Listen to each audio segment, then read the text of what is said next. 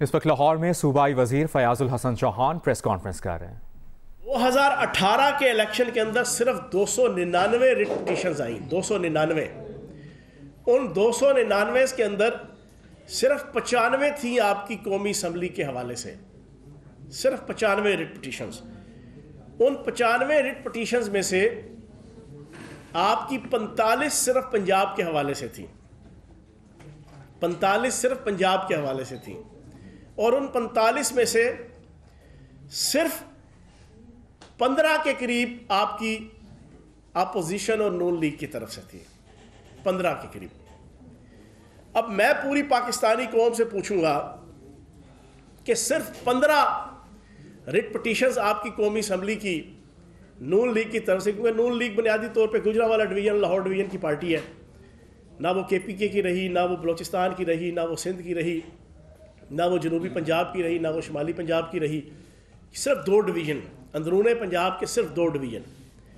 ان 2 ڈویژنوں میں سے اور پورے پنجاب میں سے صرف 15 ریٹ پٹیشنز آئیں۔ ان 15 ریٹ پٹیشن جو اپوزیشن کی بھی ساتھ تھیں، باقی آزاد امیدواروں کی تھی، اور تقریباً 13-14 کے قریب جو ہے وہ پی ٹی آئی کی تھیں۔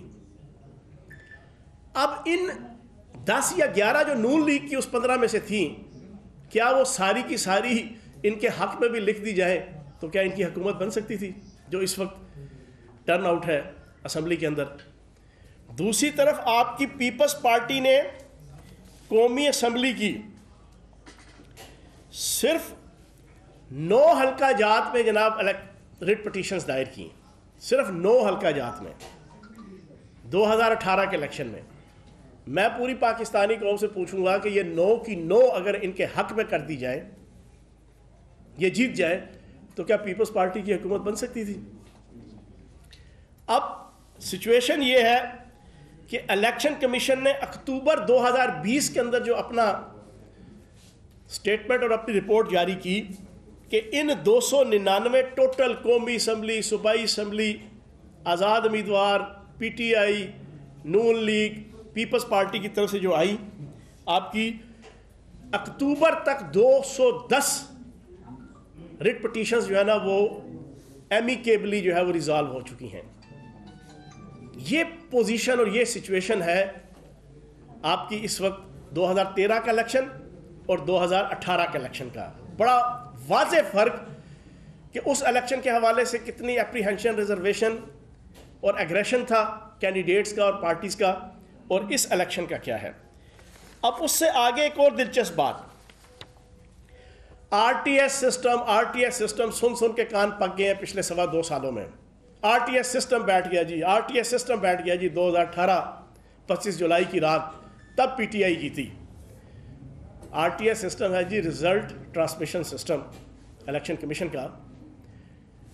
وہ سسٹم جہاں جہاں بیٹھا وہاں سے پی ٹی آئی ہاری ہے۔ بڑی دلچسپ بات، جہاں جہاں آر ٹی ایس سسٹم بیٹھا وہاں سے پی ٹی آئی ہاری، اور جہاں سے ہاری 3,500 سے کم ووٹوں پہ، ان میں سے جہاں جہاں سسٹم بیٹھا، حلقہ این اے 73 سے خواجہ آصف صاحب جیت رہے ہیں عثمان ڈار صاحب کو 1406 ووٹوں سے ہرا کے، آر ٹی ایس سسٹم بیٹھ گیا جی۔ حلقہ این اے 74 نون لیگ کا علی زاہد جیت رہے جی، پی ٹی آئی کے جناب 3,382 ووٹوں سے کینڈیڈیٹ کو شکست دے کے آر ٹی ایس بیٹھ گیا جی۔ محسن شاہ نواز رانجھا صاحب این اے 89 سے پی ٹی آئی کے عثمان احمد کو 2300 ووٹوں سے ہرا رہے ہیں جی، آر ٹی ایس سسٹم بیٹھ گیا جی ادھر۔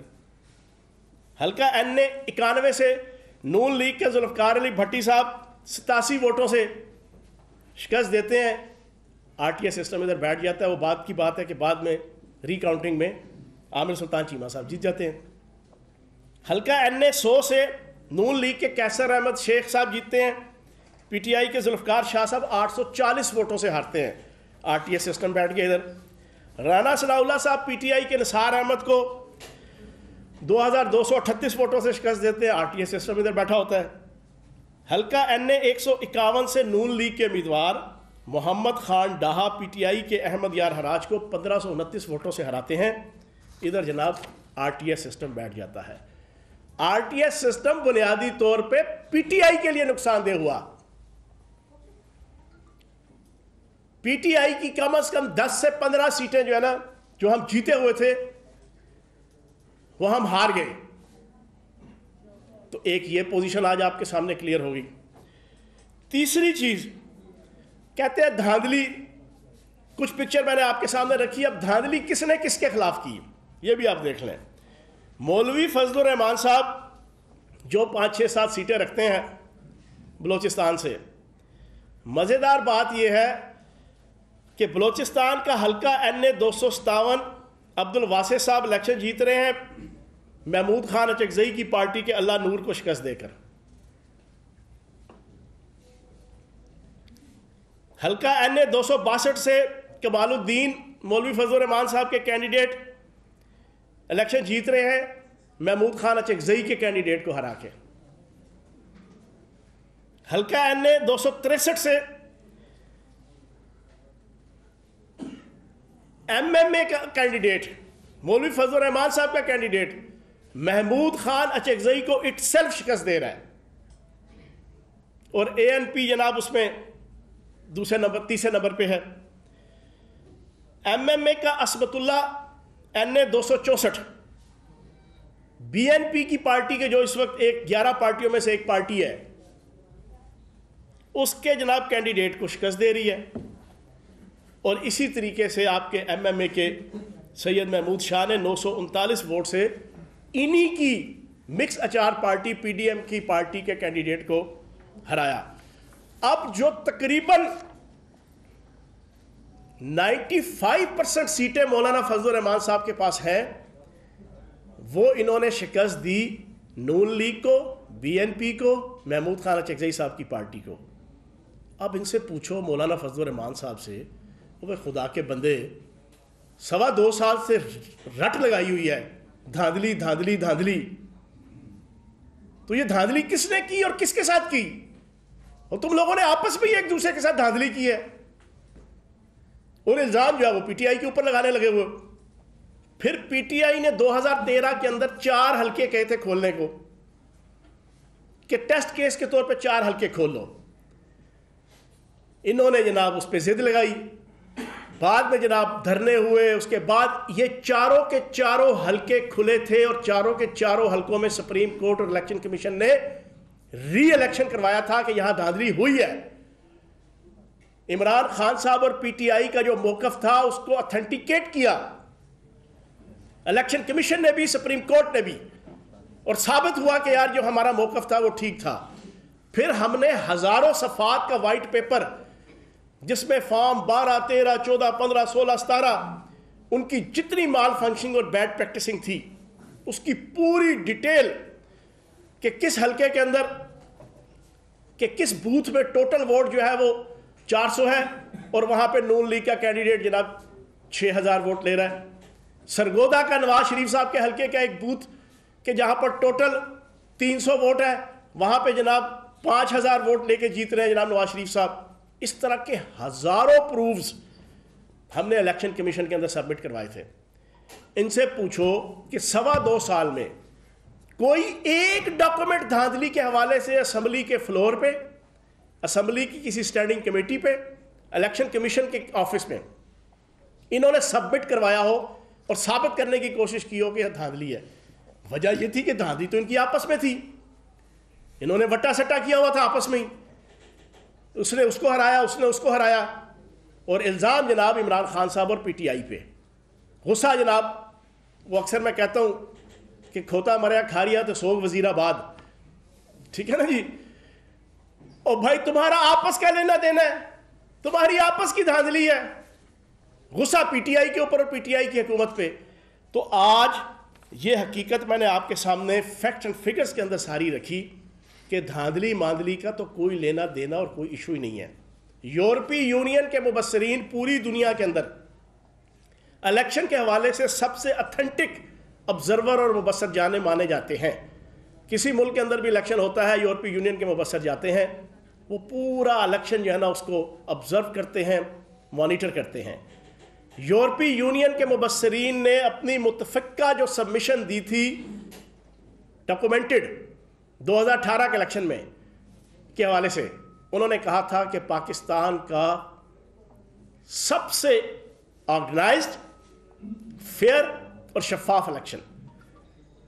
پتہ نہیں یورپی یونین والے بھی شاید بنی گالا سے تعلق رکھتے تھے یا پی ٹی آئی کے سینٹرل آفس سے تعلق رکھتے تھے.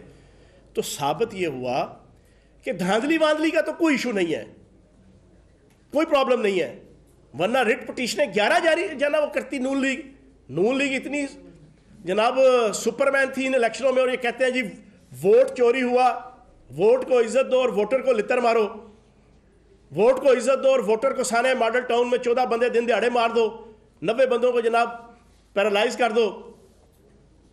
یہ جو اتنے نعرے مار رہے ہیں ثابت یہ کرنے کی کوشش کرتے ہیں جیسے ساری کی ساری سیٹیں وہ تمہارے کینڈیڈیٹ ہی نہیں تھے, نہ پیپلز پارٹی اندرون سندھ کے اندر, نہ کراچی کے اندر, نہ سندھ کے شہری حلقوں کے اندر, تمہارے بلوچستان کے اندر تمہارے پاس کوئی کینڈیڈیٹ نہیں تھے.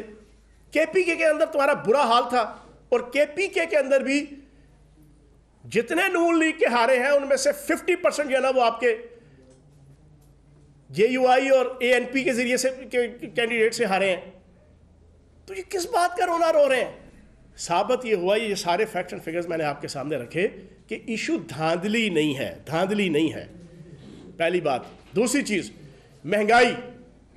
پچھلے 1.5 ماہ سے اللہ پاک کے فضل و کرم سے, نبی پاک کے صدقے, وزیر اعظم پاکستان عمران خان صاحب نے اور وزیر اعلیٰ پنجاب سردار عثمان بزدار صاحب نے بڑی اچھے طریقے سے چیزوں کو مینج کرتے ہوئے آٹے کی قیمت نارمل, چینی کی قیمت 70-75 سے 80 نارمل, آپ کے جتنے فروٹس ہیں نارمل ریٹس کے اوپر, جتنی سبزیاں ہیں نارمل ریٹس کے اوپر, یہ پچھلے 1-1.5 مہینے سے.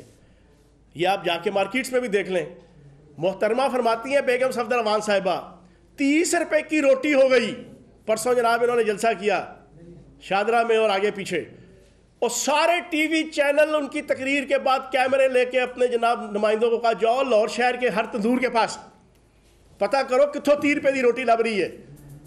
ڈھونڈ ڈھونڈ کے تھک گئے سارے, 30 روپے دی روٹی نہیں لبی. روٹی 8 روپے کی ہے, 15 روپے کا نان ہے, روٹی 8 سے 10 روپے کی ہے. جھوٹوں کی آئی جی. اتنی کذب بیانی کرنا آل شریف کے اوپر ختم. بیگم صفدر امان نے تو پوسٹ ڈاکٹریٹ کی ہوئی ہے جھوٹ کے اوپر, اور وہ آغاز آپ کو پتہ ہے نا کہاں سے ہوا تھا. یہ کہاں سے ڈھونڈ کے لے آتے ہیں میری جائیدادیں, میری لندن تو کیا پاکستان میں بھی کوئی جائیداد نہیں ہے. وہاں سے جھوٹوں کا جناب انہوں نے پہلا باب شروع کیا اپنی غلط بیانی اور کذب بیانی کا, اور پھر رسوائی کے جگ ہسائی کے چھتر پڑنا شروع ہوئے, اور آج تک ان کی قسمت میں لکھے ہوئے ہیں. تو مہنگائی بھی اس وقت کوئی ایشو نہیں ہے. ایشو کیا ہے؟ ایشو یہ ہے کہ کرپشن کی دم کے اوپر پاؤں بڑا سخت آ گیا ہے نیب کا, عدالتوں کا. رزلٹ قریب ہیں, رزلٹ آنے والے ہیں.